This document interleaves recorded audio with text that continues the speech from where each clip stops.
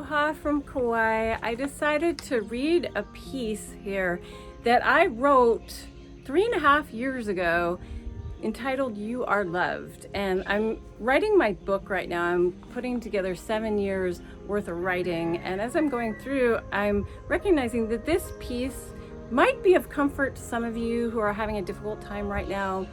It's a rough time, and I know a lot of you are struggling with depression. And when you hear this, you'll understand why I'm going to read it, just so you know how incredibly awesome you are. So I hope you get something out of it.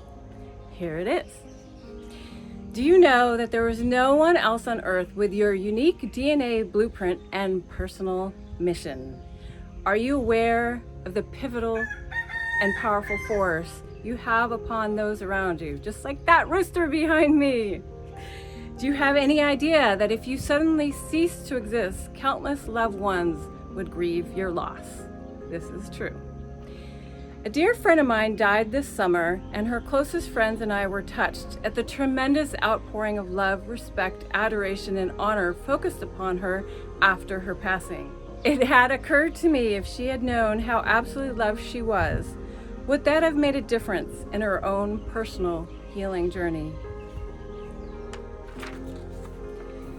I witnessed her, over the harsh Northern California winter, slide into a depression that made it more challenging to do the hard work necessary to heal from cancer. It is painful to watch someone you deeply love suffer and feel powerless to help.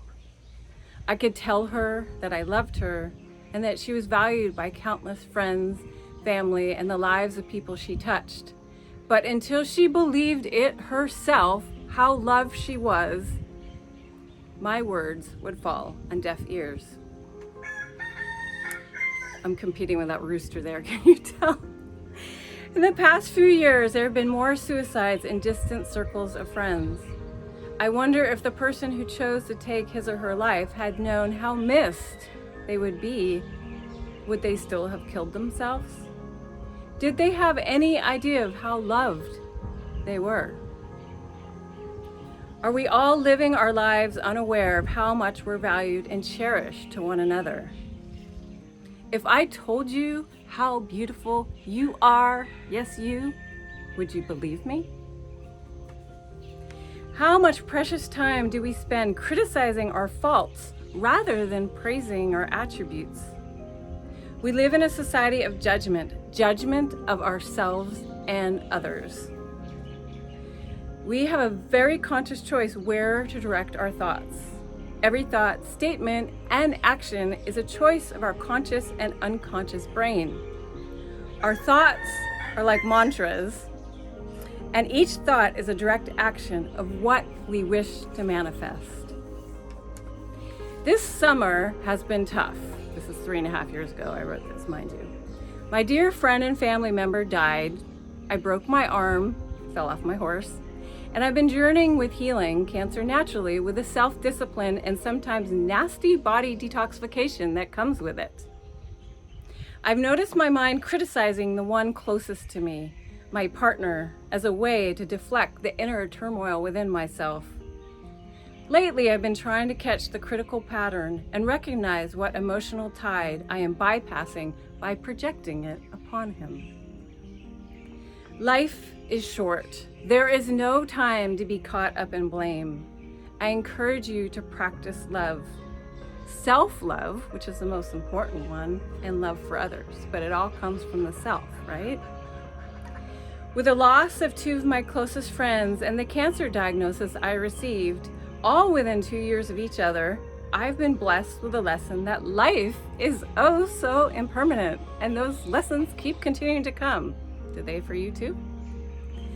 The next time you find yourself in a negative spiral of criticism, either towards yourself or another, I encourage you to refocus the thought pattern. What do you cherish about yourself or the other? If it was the last time you were to see somebody you love, what words would you want them to remember you by? If I could go back in time, I would infuse my friend with a love that was expressed towards her after she died, at her memorial and on social media. This is impossible to do. So instead of telling her, my beloved friend who passed 3.5 years ago, I've decided to remind you that you are loved. You are cherished, and you matter far more than you think you do. So please spread this message so others know how loved they are. Thank you for watching. Sending you all so much love and aloha from Kaua'i. If you like this video, please share it with others. If you are so motivated, feel free to like, comment, and subscribe to my channel to see more videos. Thanks for watching.